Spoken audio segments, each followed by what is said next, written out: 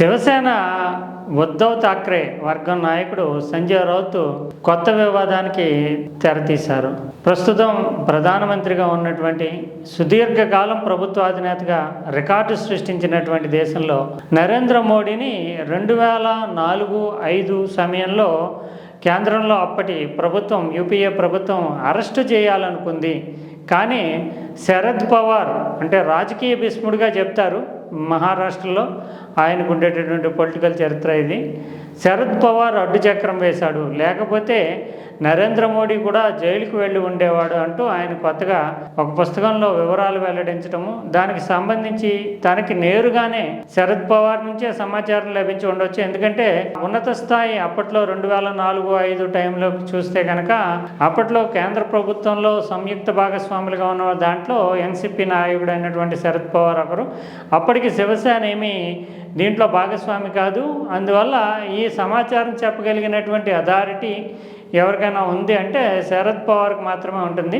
శరద్ పవార్కి సంజయ్ రౌత్కి ఏంటి సంబంధం అంటే, సంజయ్ రౌత్ శివసేన బీజేపీ నుంచి దూరం అయిన తర్వాత మహారాష్ట్ర వికాస్ అఘాడి అంటే గఠబంధన్ సర్కార్, సంకీర్ణ సర్కార్, ఎన్సీపీ, నేషనలిస్ట్ కాంగ్రెస్ పార్టీ అండ్ శివసేన ఉద్ధవ్ ఠాక్రే వర్గం కలిపి ప్రభుత్వం ఏర్పాటు కావడానికి మహారాష్ట్రలో కీలక రోల్ పోషించడం, మధ్యవర్తిగా సంప్రదింపులు జరపడం, ఇవన్నీ సంజయ్ రౌత్ చూశాడు. ఆ సందర్భంలో శరద్ పవార్ తోటి ఇతరులతోటి అనేక వర్గాలతోటి సమావేశమైనటువంటి చరిత్ర సంజయ్ రౌత్కు ఉంది. ఈ సందర్భంగా సంజయ్ రౌత్ ఆ వివరాలు వెల్లడించారు.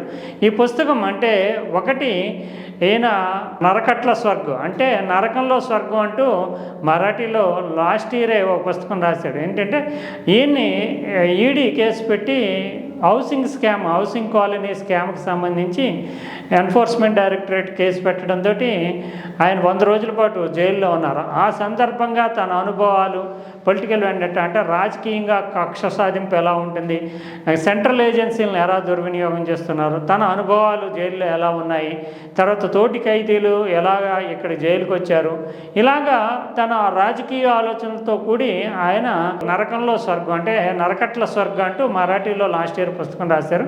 దానిని తాజాగా అన్లైక్లీ ప్యారడైజ్ అంటూ ఇంగ్లీష్లో ట్రాన్స్లేట్ చేసి విడుదల చేశారు.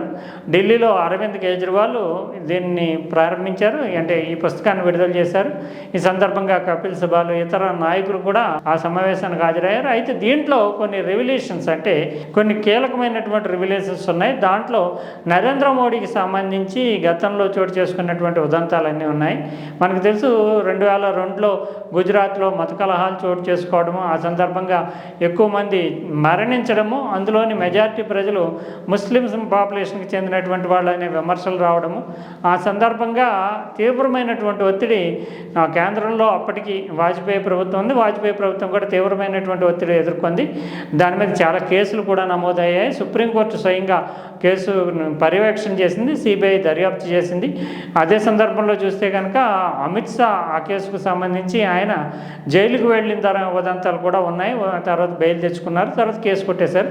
ఈ సందర్భంగా 2004లో అధికారంలోకి వచ్చినటువంటి కాంగ్రెస్ నేతృత్వంలోని యూపీఏ ప్రభుత్వము గుజరాత్లో జరిగినటువంటి మత కలహాలు అర్లర్లకి ప్రధాన కారణంగా అప్పటి ముఖ్యమంత్రి అయినటువంటి నరేంద్ర మోడీని చూపిస్తూ కేసు నమోదు చేసి జైలుకు పంపించాలనే ప్రయత్నం చేసింది.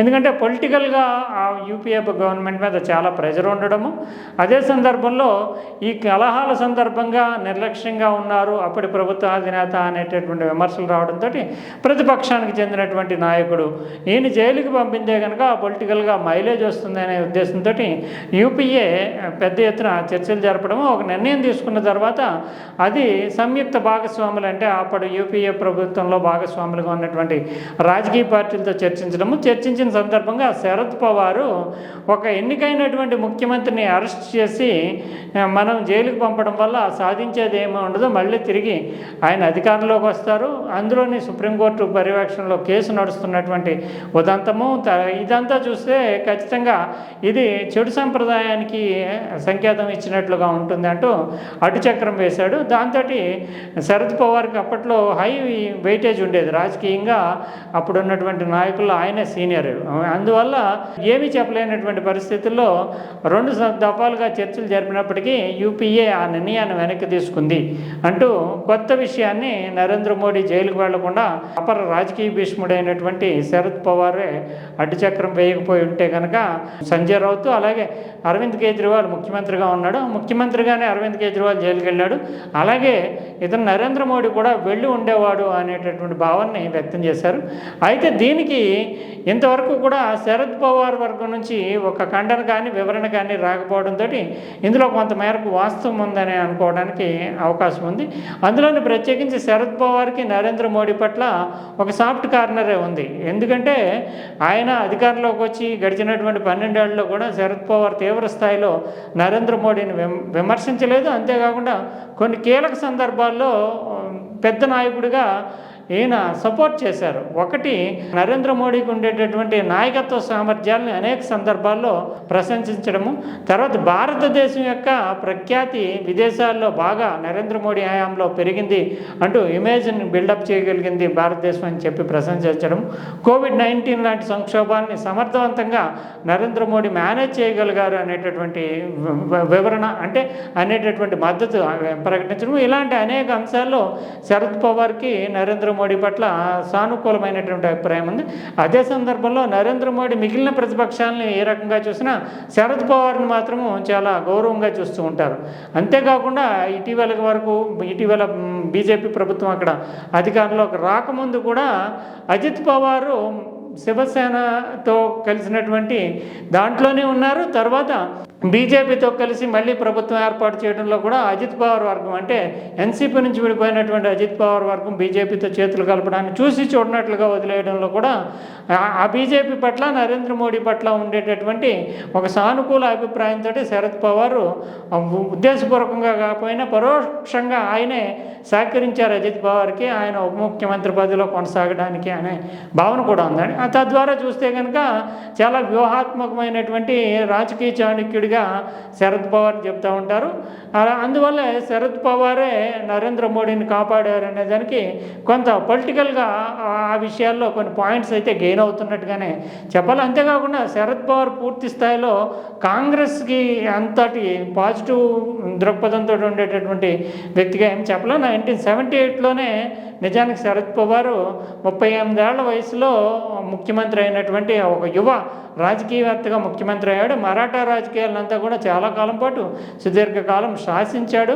తర్వాత అక్కడ ఉండేటటువంటి కోఆపరేటివ్ షుగర్ మిల్స్ వీటన్నిటి మీద పెద్ద కమాండ్ ఉండేటటువంటి నాయకుడు మరాఠా యోధుడిగా చెప్తూ ఉంటారు. ఆయన తర్వాత మళ్ళీ కాంగ్రెస్లోకి వచ్చారు. తర్వాత 1999లో సోనియా గాంధీని ప్రొజెక్ట్ చేసి సోనియా గాంధీ యొక్క ఫారిన్ విదేశీ మూలాలని ప్రశ్నిస్తూ ఆమెను ప్రధానమంత్రి అభ్యర్థిగా పెడతారు అనేటటువంటి భావన వచ్చినప్పుడు ఆయన వ్యతిరేకించి కాంగ్రెస్ నుంచి బయటకు వచ్చేసి నేషనలిస్ట్ కాంగ్రెస్ పార్టీ ఏర్పాటు చేసుకున్నారు. తర్వాత మళ్ళీ కాంగ్రెస్లోకి వచ్చారు. కాంగ్రెస్లోకి వచ్చిన తర్వాత ఆయన కొనసాగడం అనేటటువంటిది జరిగింది. అన్ని యూపీఏలో చాలా కీలకమైనటువంటి బాధ్యతలు నిర్వహించారు. అంతకుముందే పివి నరసింహారావు టైంలోనే ఆయన రక్షణ మంత్రిగా బాధ్యతలు నిర్వహించడము చాలా కీలకమైనటువంటి అది. అప్పుడు 86 ఏళ్ల వయసులో ఉన్నటువంటి శరద్ పవార్ ఇప్పటికి కూడా చాలా యాక్టివ్ రోల్ పోషిస్తూ ఉంటారు. అటువంటి శరద్ పవార్ నరేంద్ర మోడీని కాపాడారు. ఈ రోజున ప్రధానమంత్రిగా ఆయన ఉండడానికంటే ఈ కేసు ఎదుర్కొని జైలుకు వెళ్ళి ఉంటే కనుక 2014లో బీజేపీ ఆయన్ని ప్రధానమంత్రి అభ్యర్థి రేసులో నిలబెట్టేదే కాదు అనే భావన పరోక్షంగా ఈ సంజయ్ రౌత్ మాటలో వ్యక్తమవుతుంది. అప్పటి శరద్ పవార్ యొక్క రక్షణ చిత్రమైనటువంటిది ఆయన ఒక మాట అడ్డువేసి ప్రజాస్వామ్య విలువలకు సంబంధించినటువంటి చర్చలే ఉన్నటువంటి కాంగ్రెస్ వెనక్కి వెళ్లాల్సి వచ్చింది. తర్వాత 2007లో మళ్ళీ ముఖ్యమంత్రిగా నరేంద్ర మోడీ ఎన్నికవడంతో ఇంకా పూర్తిగా ఆ నిర్ణయాన్ని ఉపసంహరించుకున్నారు అనేది సంజయ్ రౌత్ యొక్క పుస్తకంలోని సారాంశంగా తెలుస్తుంది. అయితే ఈ విషయాన్ని ఇప్పుడు ఎందుకు సంజయ్ రౌత్ బయట పెట్టారంటే ఈ పుస్తకానికి సర్క్యులేషను మార్కెటింగు దీనికి ప్రధానమంత్రితో ముడిపెడితే కనుక ఖచ్చితంగా అందరూ పాఠకులు చదువుతారు, చాలా ఆదరణ వస్తుంది అనేటటువంటి ఒక circulation point, commercial point, political controversy లేవనెత్తడం ద్వారా ఆసక్తి కలుగుతుంది కాబట్టి అదొకటి. అయితే సంజయ్ రౌత్ మాత్రము చాలా కీలకమైనటువంటి రోల్. ఉద్ధవ్ ఠాక్రే వర్గానికి సంబంధించి చూస్తే అత్యంత కీలకమైనటువంటి మేధావిగా సంజయ్ రౌత్కి గుర్తింపు ఉంది. 2004 నుంచి ఆయన రాజ్యసభ సభ్యుడిగా ఎన్నుకోతూ వస్తున్నారు. 2004, 2010, 16, 22 అలాగా 4 సార్లు రాజ్యసభ సభ్యుడిగా ఎన్నికయ్యారు. ఇక సామ్న అంటే శివసేన యొక్క మౌత్ పీస్గా చెప్పేటటువంటి సామ్న ఎడిటర్గా ఆయన క్రిటికల్ వ్యూస్, ఇంటలెక్చువల్ వ్యూస్, దేశ రాజకీయాల మీద, హిందుత్వం మీద, రకరకాల అంశాల మీద ఆయన తన కళాన్ని జడిపిస్తూ ఉంటారు. అది శివసేనకి సంబంధించినటువంటి ఒక దిక్సూచిగా చెప్తూ ఉంటారు. ఏదేమైనా సంజయ్ రౌత్ లేవనెత్తినటువంటి ఈ పుస్తకంలో అంటే అన్లైక్లీ ప్యారడైజ్ పుస్తకంలో లేవనెత్తినటువంటి అంశాల్లో సాధికారత ఎంత మేరకు ఉంది, లేదంటే ఇవి కేవలం ఈ పుస్తకం యొక్క సర్క్యులేషన్ పెంచుకోవడానికి మాత్రమే చేసినటువంటి గిమ్మిక్, ఇదంతా చెప్పాల్సినటువంటి బాధ్యత అయితే శరద్ పవార్ లేదా శరద్ పవార్ సన్నిహితుల మీద మాత్రమే ఆధారపడి ఉంటుంది. శరద్ పవార్ నుంచి ఈ సమాచారం కూడా లభించి ఉండొచ్చు, ఏదో మాటల వరుసకే ఆయన ఏదో సందర్భంలో చెప్పి ఉండొచ్చు. దానిని ఇప్పుడు చాలా తెలివిగా తన పుస్తకానికి మార్కెటింగ్, పబ్లిసిటీ చేసుకోవడానికి సంజయ్ రౌత్ వినియోగించుకున్నాడనే మనం చెప్పాలి.